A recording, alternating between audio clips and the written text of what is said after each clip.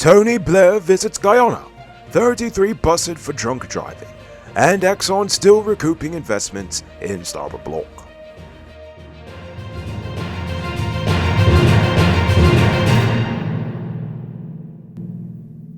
I'm Rico Bulford, and this is Uncut News. Do you see news happening? Send us a tip on WhatsApp at 592-659-6151. Former UK Prime Minister Tony Blair is currently visiting Guyana, marking the first time a former or sitting British Prime Minister has visited the country. Blair is meeting with our president to discuss shared values of democracy, openness, and equity, as well as global climate challenges and the importance of education and scientific research. He will also visit infrastructural projects and inaugurate the Sophia Point Rainforest Research Center. Outgoing U.S. Ambassador to Guyana, Sarah Ann Lynch, has offered to broker talks between the government and the main opposition, who are currently at odds over constitutional and development issues. The U.S. is prepared to facilitate dialogue and bring all parties together for the success of Guyana. Lynch noted that Guyana is at a critical juncture and that it is important for the nation's leaders to work in the interest of all Guyanese. Just too bad they couldn't do that for their own Congress of Democrats and Republicans. Just saying. Ha-ha! Now, here's something both the opposition and the government agree on. Both the government and opposition are concerned that Venezuelan state security personnel may be entering the nation under the guise of being migrants. With over 30,000 confirmed Venezuelans in Guyana, the opposition leader fears that the government is facilitating their settlement to secure votes. The president has assured that there is an active information platform to analyze internal and external threats and that the country's borders remain secure, supposedly. And in other political news, Norton says the PNC will now seek small contributions from ordinary citizens to finance party activities instead of relying on large businesses. The party struggled with financing during the recent local government elections campaign and general council meeting. The PNC is also seeking a better public relations team to improve its image and compete with the PPP. Chedi Jagan International Airport is installing a redundant water supply line to improve the water infrastructure of the terminal building, which will serve as a backup to GWI's water treatment system. The move comes after years of water supply issues at the airport. GWI anticipates completing the installation of the additional water supply system within 1 week, which will benefit both the airport and the residents residing in close proximity to the airport. The Georgetown Mayor and City Council is seeking legal advice to recover $10 million from F&H Computer Supplies and Merchandisers. This follows the procurement of parts for 2 garbage compactors that did not meet council specifications. The purchase of these parts were intended to improve waste management efficiency within the city. Horton said it turned out to be a $10 million burden on the taxpayers. The community of Chinese Landing in Region 1 is appealing to the National Tushaus Conference to support their demand for a permanent ban on gold mining by Wayne Vera and all outside miners, the removal of all guns by outside miners, and a resumption of mining by villagers.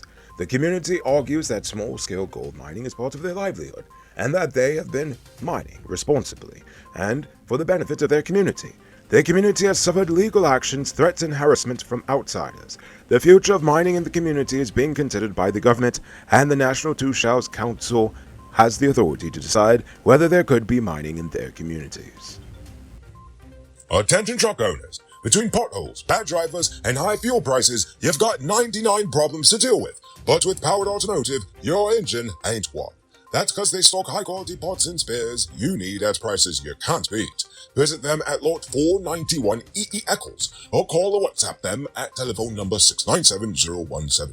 Save big on truck parts at Powered Automotive, the #1 heavy-duty truck parts store in Guyana. Tired of waiting on hold, tracking down a delivery driver, or carrying cash for your food orders? GT Eat is here to make your life easier. Guyana's first cashless food ordering and delivery app. Choose from Georgetown's top restaurants, pay securely with your card, and get your food delivered right to your doorstep. With the convenience of being able to order from your phone and the added feature of tracking your order, GT Eats is the ultimate solution for all your food needs. Download the app on Apple and Android stores and start ordering the easy way today. Now for crime news. The police's efforts to enforce traffic laws in Region 3 have resulted in the arrest and charging of 33 individuals for driving under the influence. These persons were arrested during police traffic operations conducted throughout Region 3 between August the 11th and the 26th.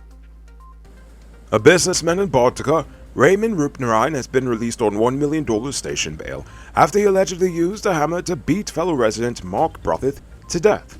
Investigations are ongoing, and the suspect was released based on the advice of the Director of Public Prosecutions.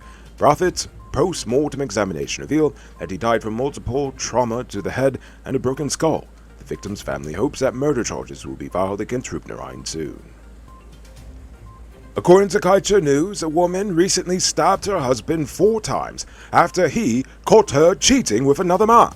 The man had confronted her after receiving information that she was meeting another man at her mother's house. An argument ensued and the woman armed herself with a knife during the fight and stabbed her husband. He was hospitalized and the woman was arrested. Alema Reed, an inmate of the Aruka Women's Prison, has been charged with the murder of Guyanese accountant Reagan Henderson Reese over in Trinidad.